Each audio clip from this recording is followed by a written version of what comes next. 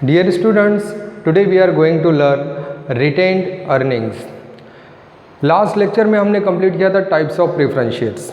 जैसे हम देख रहे हैं sources of corporate finance. Sources of corporate finance में हमने कंप्लीट किया है ओन कैपिटल के दो पार्ट, जिसमें शेयर्स आ रहे हैं। शेयर्स के दो टाइप्स, इक्विटी शेयर्स और प्रेफरेंस शेयर्स।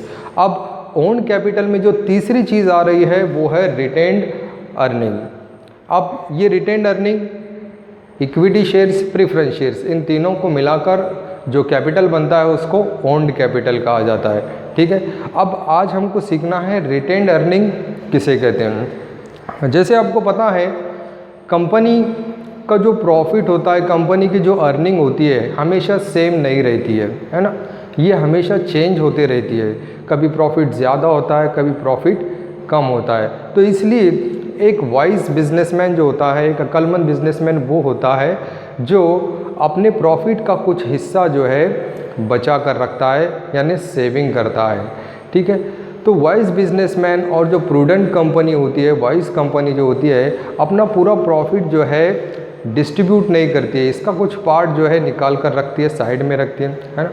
और उस प्रॉफिट को रिज़र्व फंड के नाम से रखा जाता है, और वही रिज़र्व फंड जो होता है कंपनी का रिटेन्ड अर्निंग कहलाता है। तो रिटेन्ड अर्निंग जो है ये कंपनी का रिजर्व फंड है, एक्चुअल में ये कंपनी की सेविंग है। तो रिटेन्ड अर्निंग किसे कहते हैं? सिंपल वर्ड्स में अगर देखा जाए तो रिटेन्ड अर्निंग जो है नेट प्रॉफिट का एक पार्ट होता है जो कंपनी अपने शेयर होल्डर में डिस्ट्रीब्यूट नहीं करती एज ए डिविडेंड। पता है? तो जैसे आपको पता है कि कंपनी को जब प्रॉफिट होता है तो कंपनी अपने प्रॉफिट का हिस्सा शेयर होल्डर में डिस्ट्रीब्यूट करती है, जिसको डिविडेंड कहा जाता है। लेकिन कंपनी प्रॉफिट में से कुछ हिस्सा जो निकाल कर साइड में रख रही है, वो हिस्सा कंपनी शेयर होल्डर को डिस्ट्रीब्यूट नहीं करती एज ए डिविडेंड को, उसको रिटेन करती है, यानी रखती है, उसको सेव करके रखती है in the form of reserve fund. तो रिजर्व फंड की शक्ल में उसको रखा जाता है, और उसी रिजर्व फंड को क्या कहा जाता है? रिटेन्ड अर्निंग कहा जाता है। अब इस रिटेन्ड अर्निंग का करती क्या है कंपनी? रिटेन्ड अर्निंग यानी क्या? In simple word it is the saving of the company, है ना। तो ये कंपनी की सेविंग है। जैसे आपको पता है सेविंग ज़रूरी होती है, हर कोई सेविंग करता है ना। एक सैलरीड पर्सन है, आपके पेरेंट्स है, आपको जो पेरेंट्स को जो सैलरी मिलती है उसमें से कुछ पार्ट्स जो है सेव करते हैं। किस लिए सेव करते हैं? फ्यूचर रिक्वायरमेंट्स को फुलफ़िल करने के लिए, फ्यूचर की नीड्स को फुलफ़िल करने के लिए। तो इसीलिए कंपनी भी जो है अपने फ्यूचर के रिक्वायरमेंट को फुलफ़िल करने के लिए, फ्यूचर के नीड्स को पूरा करने के लिए सेविंग करती है। तो उसी सेविंग को क्या कहते हैं? Retained earning. अब इस सेविंग का क्या करती है कंपनी को जब फ्यूचर में एडिशनल मशीनरी की ज़रूरत होती है, एडिशनल असेट की ज़रूरत होती है, तो इस पैसे का इस्तेमाल करके कंपनी जो है क्या कर सकती है? असेट परचेस कर सकती है। कंपनी को मॉडिफाई करना है, डेवलप करना है, तो ये पैसे से कंपनी कर सकती है। ठीक है, अगर कंपनी जो है इन जगह अपना पैसा खर्च नहीं करती, यानी सेविंग वैसे ही रहती है कंपनी, तो इस सेविंग का इस्तेमाल कंपनी जो है बोनस शेयर्स देने के लिए करती है।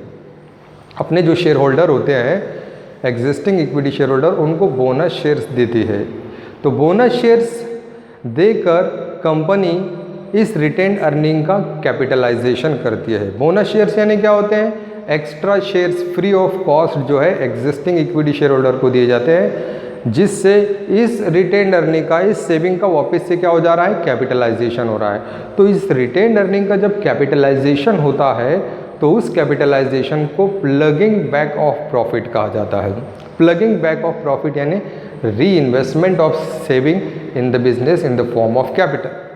तो कैपिटल में इसका हम वापस से यूटिलाइजेशन कर रहे हैं।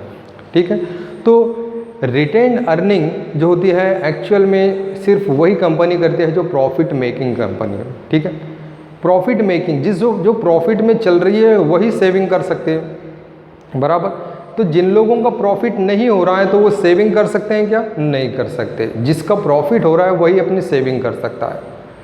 तो अब रिटेन्ड अर्निंग ये जो है किसका पार्ट है? मैंने बताया it is a part of owned capital. Owned capital में कौन कौन से आ रहे हैं? इक्विटी शेयर्स, प्रेफरेंस शेयर्स और retained earning.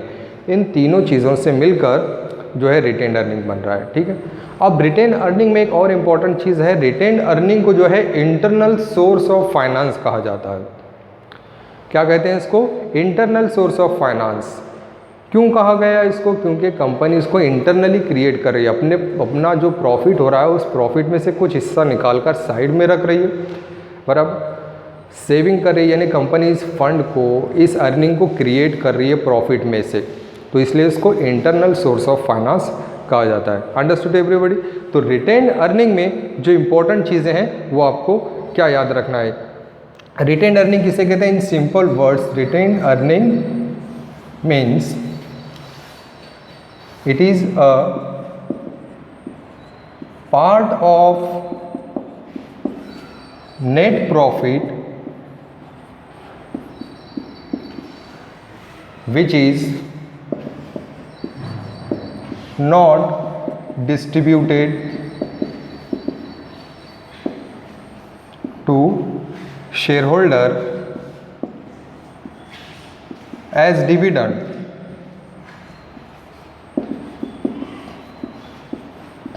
and retained by company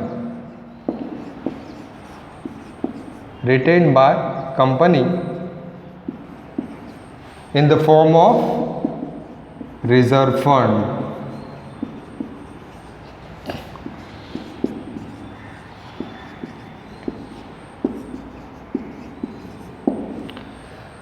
तो क्या है? Retained earning part of net profit है जो डिस्ट्रीब्यूट नहीं किया जाता है शेयर होल्डर को एज ए डिविडेंड। डिविडेंड बोलकर हम डिस्ट्रीब्यूट नहीं करते, पार्ट ऑफ नेट प्रॉफिट है ना, जिसे कंपनी रिटेन करती है यानी सेव करती है।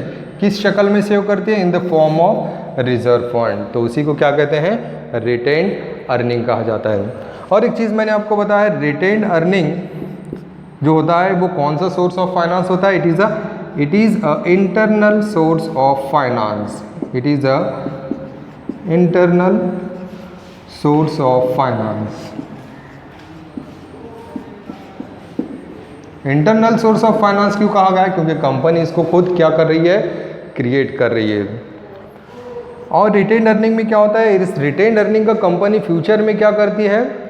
रिटेन अर्निंग को बोनस शेयर्स में कन्वर्ट किया जाता है, बोनस शेयर्स इश्यू करके इसको कैपिटलाइज किया जाता है। ठीक है, it is used, retained earning को यूज़ किया जाता है to issue bonus shares.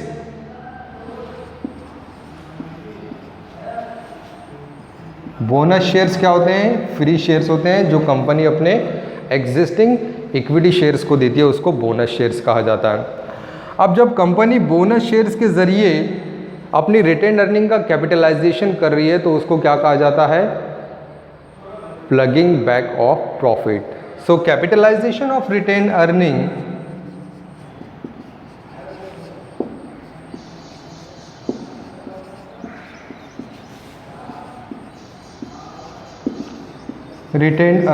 is called as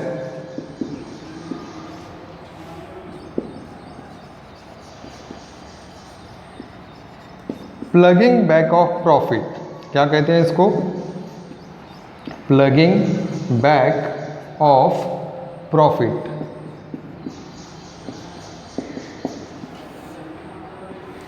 किसे? Capitalisation of retained earning. तो रिटेन अर्निंग का जब कैपिटलाइजेशन किया जाता है, कैपिटलाइजेशन कैसे किया जाता है? Bye issue of bonus share. Bonus shares issue करके इस रिटेन अर्निंग को कैपिटल में कन्वर्ट किया जाता है। जब उसको कैपिटल में कन्वर्ट किया जाता है तो उसको क्या कहते हैं? Plugging back of profit. ठीक है, तो ये था रिटेन अर्निंग। तो simply you have to remember that retained earning is a part of net profit which is not distributed by the company to its shareholder as dividend, but it is retained by the company in the form of reserve fund which is known as retained earning of the company. And retained earning is the internal source of finance. Retained earning is used to issue the bonus shares to the existing equity shareholders. When retained earning is converted into capital, which is known as capitalization of retained earning, that capitalization of retained earning is known as plugging back of profit. So every company and every businessman wants to keep some part of its profit as a saving, and that saving is known as a retained earning. So it is the wise decision of every business organization to keep aside the some part of its net profit, which can be used in future for its future requirement, such as for purchasing assets and for development modification of business organization. If retained earning is not used by the company, that retained earning is used to issue the bonus shares, which can be converted into capital and which is known as plugging back of profit. तो ये हमने आज सीखा retained earning. अब हमको सीखना है determinants of retained earning.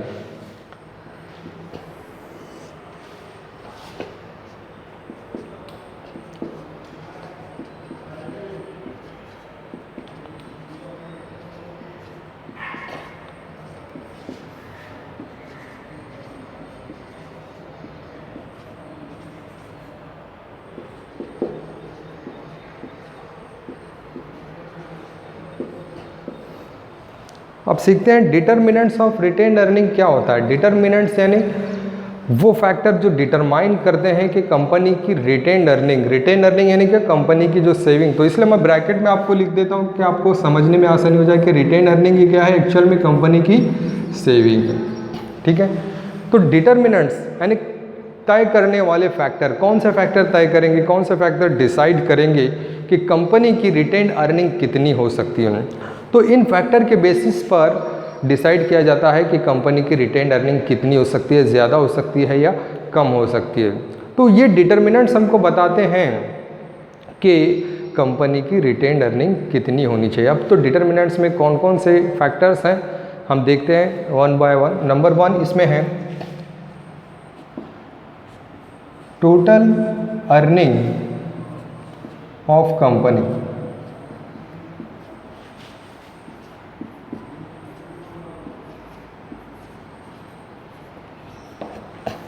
तो पहला फैक्टर आप देख रहे हैं टोटल अर्निंग ऑफ कंपनी।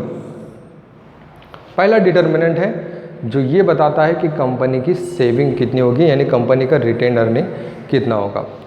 तो total earning of company determine करता है कि कंपनी की सेविंग कितना होनी चाहिए, यानी कंपनी की अर्निंग कितनी है, प्रॉफिट कितना है। यानी जो कंपनी ज़्यादा प्रॉफिट अर्न कर रही है, ज़्यादा प्रॉफिट में चल रही है, तो ऐसी कंपनी सेविंग क्या कर सकती हैं, ज़्यादा कर सकती है ना। तो जिन लोगों का प्रॉफिट कम हो रहा है, ऐसी कंपनी जो है लो सेविंग कर सकती हैं। तो कंपनी का जो रिटेन्ड अर्निंग होता है वो किसके ऊपर डिपेंड है, total earning of company. Company की अर्निंग के ऊपर डिपेंड होता है कंपनी कितना सेव कर सकती है। ठीक है, तो इस पॉइंट में आपको यही लिखना है कि कंपनी का जो रिटेन्ड अर्निंग होता है वो डिपेंड होता है कंपनी की टोटल अर्निंग पर। अगर कंपनी की टोटल अर्निंग ज़्यादा है तो कंपनी ज़्यादा सेविंग कर सकती है, ज़्यादा रिटेन कर सकती है प्रॉफिट, और कंपनी की अर्निंग अगर कम है तो कंपनी यहाँ पर लेस सेविंग कर सकती है। ठीक है, so total earning of the company determines the retained earning of the company. If the earning of company is more, then company can save the more amount of profit as a retained earning. If the saving of company if the company wants to increase its saving, then it has to increase the profit or earning of the company.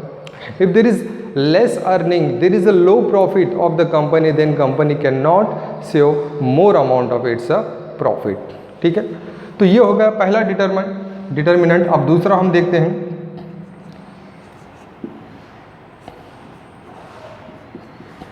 Taxation policy.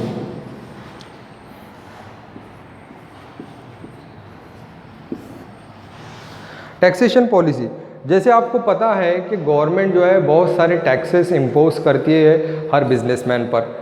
तो जैसे आप बहुत सारे taxes के नाम भी सुने होंगे, जिसमें सेल्स टैक्स आता है, इनकम टैक्स आता है, एक्साइज ड्यूटी है, अब नया जो टैक्स आया जीएसटी है। तो ऐसे बहुत सारे टैक्सेस गवर्नमेंट लेविड करती है सारे बिजनेस ऑर्गेनाइजेशन पर। तो अब गवर्नमेंट की टैक्सेशन पॉलिसी डिसाइड करेगी कि कंपनी की सेविंग कितनी होगी। तो टैक्सेशन पॉलिसी के हिसाब से हमको सेव करना होता है। अगर गवर्नमेंट की टैक्सेशन पॉलिसी जो होती है हाई, अगर गवर्नमेंट जो है high rate of taxes charge कर रही है, तो हम हमारे प्रॉफिट का ज़्यादा पार्ट सेव नहीं कर सकते, क्योंकि हमको ज़्यादा टैक्स पे करना पड़ रहा है ना। अगर गवर्नमेंट की पॉलिसी इस तरह से है कि टैक्स के जो रेट हैं वो लो हैं, तो हम यहाँ पर ज़्यादा सेव कर सकते हैं। तो सिंपल है, आपको यहाँ पर ये लिखना है कि अगर टैक्सेशन पॉलिसी गवर्नमेंट की इस तरह की जिसमें government high rate of taxes charge करे, तो वहाँ पर हम ज़्यादा रिटेन अर्निंग नहीं कर सकते। अगर लो रेट ऑफ टैक्सेस हैं, टैक्सेस के रेट लो हैं, तो हम ज़्यादा सेविंग कर सकते हैं। ठीक है। So the taxation policy of the government decides the retain earning of the government company. तो government charge number of taxes on the business organization such as excise duty, sales tax, GST. So these are the taxes. If the rate of taxes is high, then the company cannot save more part of the net profit. If the taxation policy is low rate of taxes are there, then the company can save the more amount of its profit. Next है तीसरा determinant जो है वो है dividend policy.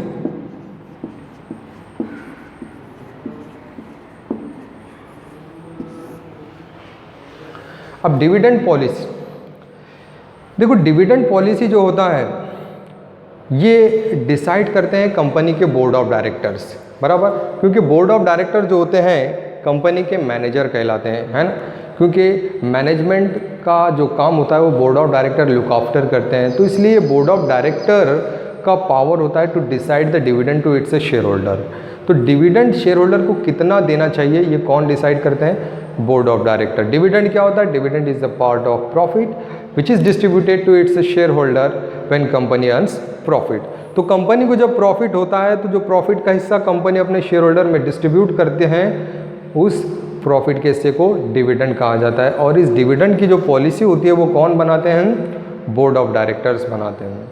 अब board of directors dividend की ऐसी policy बनाते हैं, यानी कंजर्वेटिव पॉलिसी एडॉप्ट करते हैं जिसमें कंपनी अपने शेयर होल्डर को डिविडेंड कम दे रही है और सेविंग ज़्यादा कर रही है, तो इसको कंजर्वेटिव डिविडेंड पॉलिसी कहा जाता है।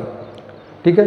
तो यहाँ पर क्या होगा? कंपनी की सेविंग ज़्यादा होगी और डिविडेंड शेयर होल्डर को कम हो जाएगा। लेकिन इसका एडवर्स अफेक्ट जो होता है वो शेयर होल्डर पर पड़ता है, क्योंकि सारे शेयर होल्डर तो चाहते हैं कि उनको ज़्यादा रेट ऑफ डिविडेंड मिले, बराबर। और कंपनी उनको लो रेट ऑफ डिविडेंड दे रही है, तो वहाँ पर शेयर होल्डर क्या हो जाते हैं? नाराज़ हो जाते हैं। तो इसका एडवर्स इफेक्ट जो है शेयर होल्डर के ऊपर पड़ता है। तो इसलिए यहाँ पर मैनेजमेंट को डिसाइड करना होता है कि किस तरह से डिविडेंड पॉलिसी होनी चाहिए, दोनों में प्रॉपर बैलेंस होना चाहिए, कंपनी की सेविंग भी होनी चाहिए और शेयर होल्डर भी जो है खुश रहना चाहिए। तो इस तरह की डिविडेंड पॉलिसी अडॉप्ट करनी चाहिए।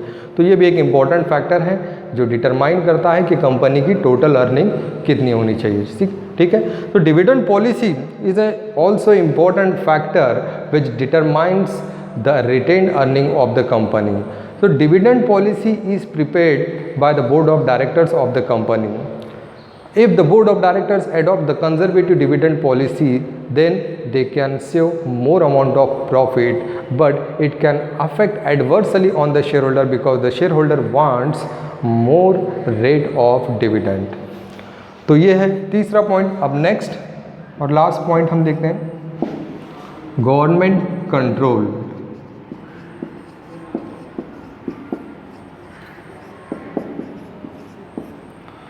गवर्नमेंट कंट्रोल, जैसे आप सबको पता है किसी भी कंट्री का जो इकोनॉमिक सिस्टम होता है, उस इकोनॉमिक सिस्टम को रन करने के लिए रन करने वाली जो अथॉरिटी होती है वो कौन होती है? गवर्नमेंट होती है। ठीक है। तो हमारे इंडिया, हमारी कंट्री का जो इकोनॉमिक सिस्टम है इसको कौन चला रही है? गवर्नमेंट चला रही है, बराबर। तो गवर्नमेंट चला रही है, तो इसलिए गवर्नमेंट ने जो भी रूल्स एंड रेगुलेशंस बनाए हैं, इन सारे रूल्स एंड रेगुलेशंस को सारे कंपनी को क्या करना पड़ता है? फॉलो करना पड़ता है ना। तो स्ट्रिक्टली ये रूल्स एंड रेगुलेशंस फॉलो करना होता है। तो गवर्नमेंट के ज़्यादा रूल्स रेगुलेशंस होने की वजह से कंपनी अपनी ओन डिविडेंड पॉलिसी डिसाइड नहीं कर सकती है। गवर्नमेंट ने जितना बताया कि आपने अपने शेयर होल्डर को इतना रेट ऑफ डिविडेंड देना है, तो उतना ही हमको देना होगा, उससे ज़्यादा या उससे कम हम नहीं दे सकते। ठीक है। तो अगर गवर्नमेंट ज़्यादा डिविडेंड देने का रूल्स बना रही है और तो हम सेविंग कर पाएंगे क्या? नहीं कर पाएंगे। ठीक है। तो इसलिए गवर्नमेंट की पॉलिसी भी जो है, गवर्नमेंट के जो कंट्रोल होते हैं, गवर्नमेंट के जो रूल्स रेगुलेशंस होते हैं, वो भी काफ़ी अफेक्ट करते हैं कंपनी की रिटेन्ड अर्निंग पर। ठीक है, तो ये भी एक इम्पॉर्टेंट फैक्टर है। Government control is also important factor which determines the retained earning of the company, because government is a authority who runs the economic system of a country. Government prepares various rules and regulations for the business organization and company, and all the companies have to follow strictly the rules and regulations of the company.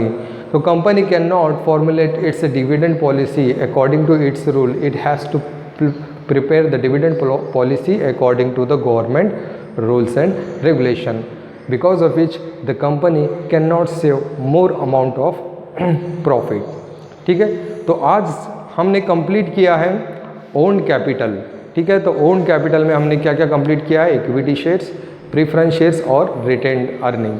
तो ये तीनों चीज़ें जो हैं own capital में आती हैं। ठीक है, नेक्स्ट लेक्चर में हम नेक्स्ट टॉपिक स्टार्ट करेंगे।